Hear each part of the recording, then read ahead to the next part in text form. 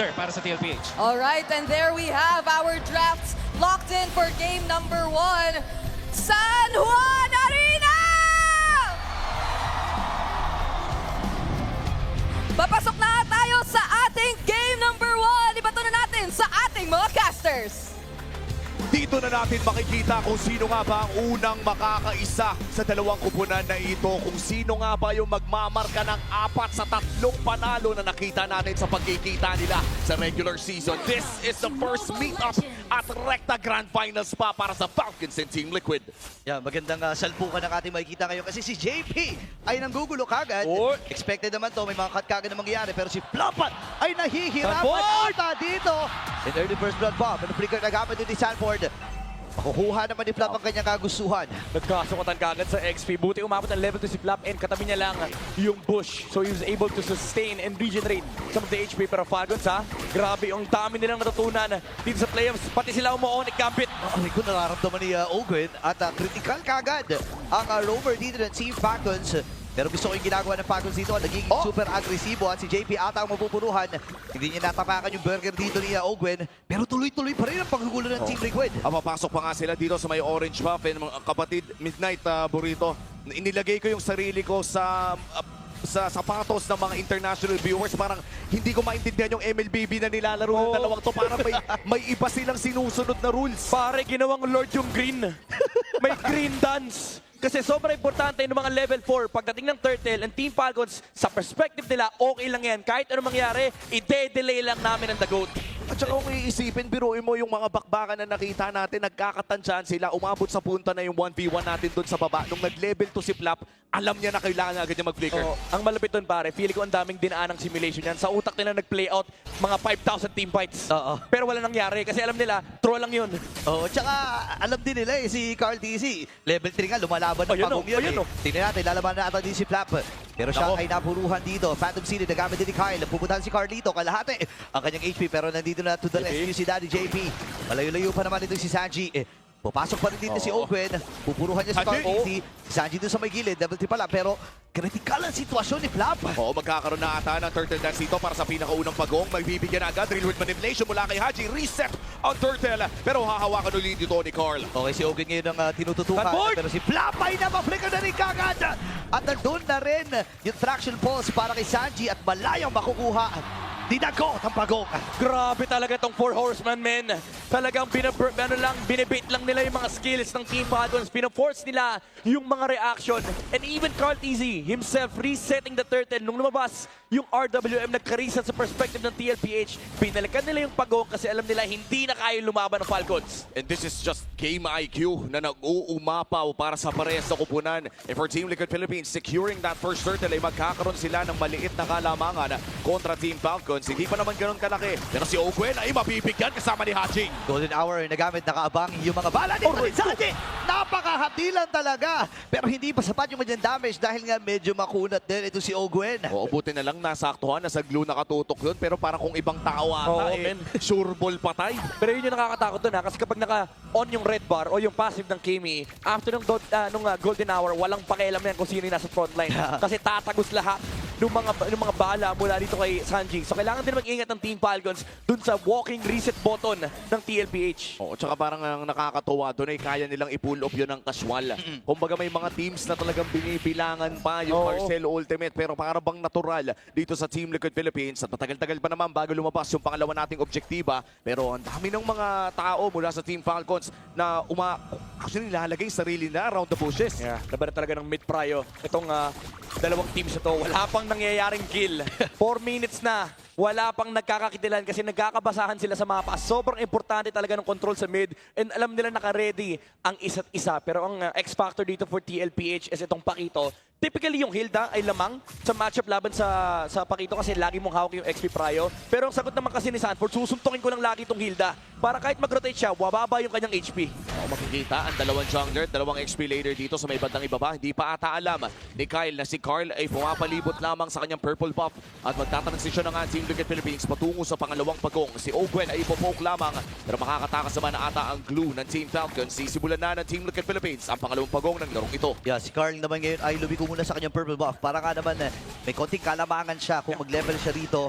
Pero reset ang gagawin ng Team Liquid Philippines at nakikipagkatakan lang ito si Ogwen. Yeah, efficiency lang to for TFPH kasi alam nila, hinihintay lang naman nila yung dalawang XP lane. And makakapag-cut na si Sanford ngayon, perfectly mirrored yung galaw ng dalawang kupunan. Pero, Okay, wow! Golden Hour, nahuli dito si Kyle, pero tinadtad na rin ang mga bala mula dito kay Sanji. Tatama din yung traction ball, pero si Sanji ang nagwagi. Teddy ay sasama na nga rin, pero si JP, nakalahati yung HP, down to 10%. Sanford! Tapos si Kyle ay pinuntahan na rin. Sanji with the first blood. Maiipit din itong si Flap. Habang sa gilid na bahagi na doon si Carl DC.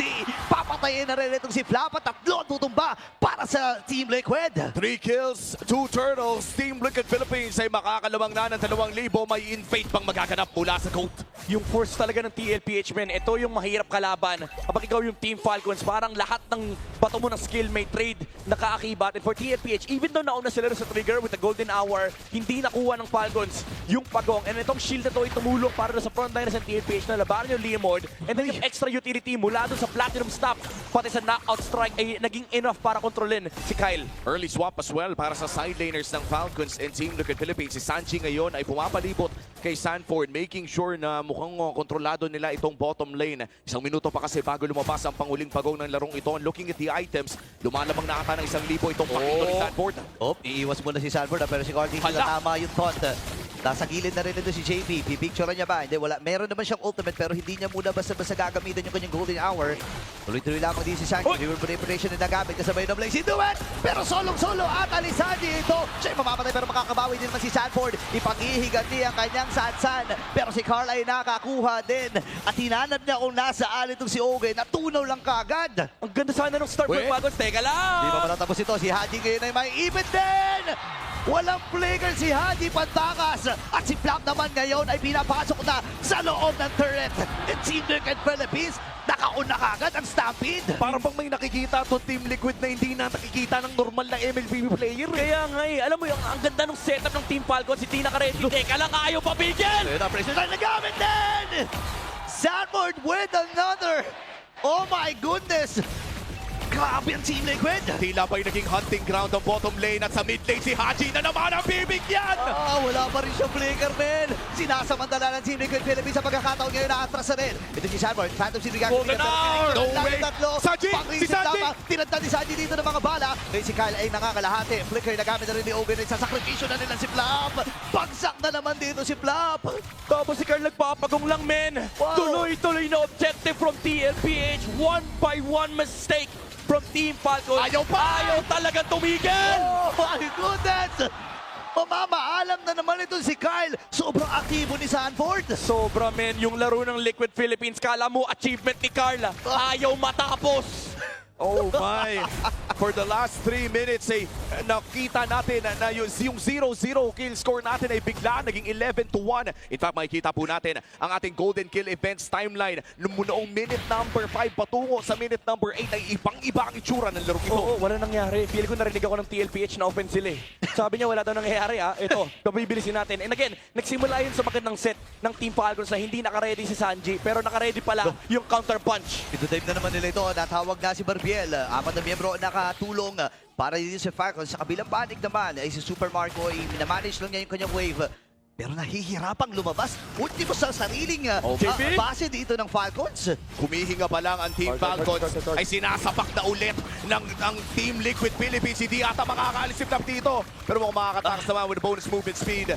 Pero may tore pa rin na makukuha sa may bandang ibaba ang Team Liquid Philippines again. Humihinga pa lang ang Falcons. grabe! Sinatapak na agad. Hello, delikado ata dito si Kyle! And he will go down. Ngayon naman sa gilid na bahagi, may nagaganap na yung Carl DC versus 2. Sasama na yung Super Oh my Marco. God. Ay bagsak niyo Precious Rod. Dahil nga makunat itong dalawang ito, ay sasama na rin si ang Team Liquid Philippines dito, Super Marco. And this time ay mapipicture. Ay, makakatakas din naman. Papatay itong si Ogen. At diretsyo na sila sa gitna. Nangolekta na lang ng bala si Sanji pero grabe yung TLPH, men. Saka nakakita na kanina 5 minutes 700 lang yung lamang nila. After 4 minutes 10,000 gold lead Wow. para sa Cavalry. Hindi makahinga yung Team Falcons. Hindi makahanap ng espasyo si Super Marco makapag-farm. I go as far as to say na hindi na makatao yung MLBB na nilalaro ng Team Liquid Philippines. This is the fastest gold lead na nakita ko na nag-transition from a 0 to 0 mula minute number 5 patungo sa minute number 10. Biglang 10,000 ang hawak nila against Team Falcons. Over the back of what happened in that bottom lane. 3 turtles, ilista mo na rin tong Lord. If this is the hardest question, Midnight, ano nga antayin ng Team Falcons? Kailangan nila hintayin magkamali yung TLPH, yung mga overcommitment, yung mga out of position na team fights. Pero ang problema kasi, parang kung ikaw yung Team Falcons, hinahanap mo yun pero parang lagi kasi naka-ready yung TLPH. Imagine mo, usually sa POV ng Falcons, yung mga teams, they play for setups, they play for objective fights, they play for positions. Yung TLPH, makakita ng hero, 5 tao yung tumatalon. Yeah, tapos ang hirap pa dito kasi pag pick ni Carl TC, ulti kagad eh. Oh. Friend rin kagad ang kinuha. Friend, game number 1. Pagpasok nila, ulti kagad lahat 5 ulti Tapos ito si Sanford, nakapakito din na nakita naman nating napaka-gana din para sa gameplay ng Team Liquid Philippines. A 12K gold lead, a Lord in the mid lane. Direkta na nila at mukhang magpupush sila. Pipilitin nila. Real with manipulation mula dito kay Haji. Makakadepensa naman Padya. Pero mukhang hindi pa mag-all-in dito ang Team Liquid Philippines. Dahan-dahan lang. Bot lane naman ang kanilang call. Makakahinga sila dito pero si Sanford ay binabantayan din itong bottom.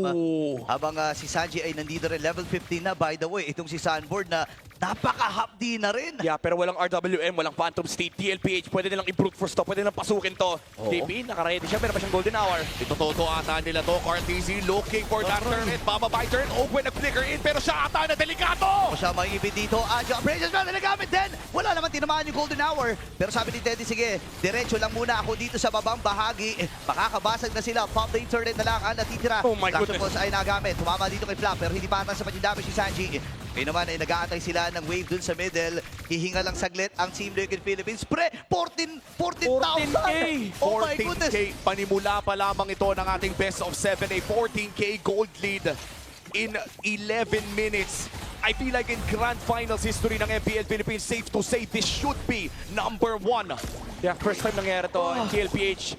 Talagang alam mong gigil na gigil sila na pinapersonal nila yung laban, yung clash ng Titan. Naalala nila, huling beses nagtapat sila, Falcons ang nagoge. So sabi ng TLPH, ayusin natin laro. Yung madalas silang hinihingi sa mga mic check men, perfect game, ito yung itsura nun. And imagine, no, hinihingi nyo sa isa't isa na makakuha ng perfect game. And all the way to this grand finals appearance ay napakita nila na kaya nilang ilabas yung ganitong level ng MLBB against one of the best teams in the world as well. Let's not forget, Team Falcons showed everyone kung gaano kaganda ang MLBB na mapapakita nila against Onyx Philippines sa lower bracket finals. Pero mukhang mabibigyan din si JP. Wow! Okay, golden hour. Nagamit din. Makakasapa kay JP ito. Isasakripisyon na muna nila. Si Ogin na nakuha na. Pero si Flapa ay mamamaalam din sa kami ni Teddy. Sa gilid na bahagi may nagaganap din na habulan. Ogin at itong si Teddy ang humahab o hinahabol. Pero inaabangan din lang nila. Traction pulse ay nagamit. Kaya lang makakapritin si Teddy. Hahabulin ba nila kasama yung mga glulets? Nagtatago lamang doon sa may damuhan. Nag-aaban ng pagkakataon din si Ogin. Si Sanji ay inaabangan na rin lang ang kamatayan dito ni Ogin. Isasabit pa sa may gilid.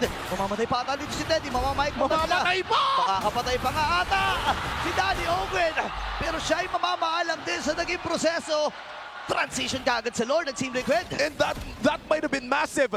Feeling ko masyado nang nilaro ng Team Liquid Philippines yun. Actually, yun hindi sa paglalaro pero kailangan kasi nilang iwasan talaga yung mga glulets. Kailangan Flap, pinahabol.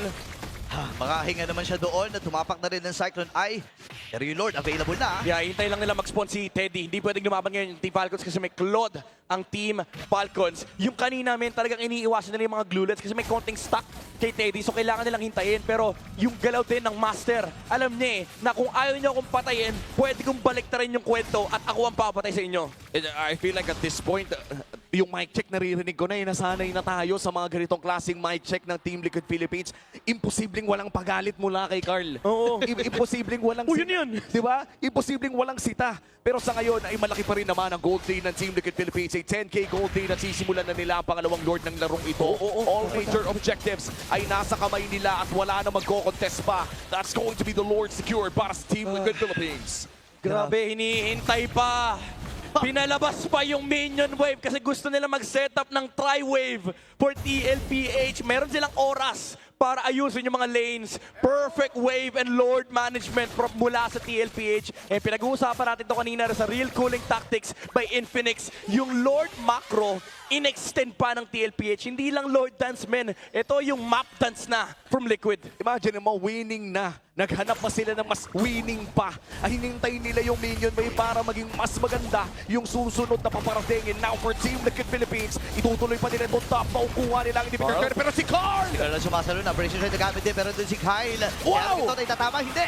Kasi na-picture na nito si Kyle. Inaabangan Oh, nila. nabura. Natunaw lang. Ganun lang. Okay. Itong si Kyle. May Lord pa naman nakasama dito. Team Liquid Philippines. 4v4 to ha. Oo, 4v4 at mukhang susubukan JP. tumipisa dito ng Falcons. Si JPM magpo-first after! Okay, napunta doon sa gilid. Si Open Gary may ipit. Si Flap at ang buong kupunan ng Falcons ay pinipilit lamang na ma-depensahan ito. Pero napakahapdi na rin talaga ni Sote! Sandy. At rekta na silang kagad sa Torre. Game 1. Ilista mo na sa cavalry.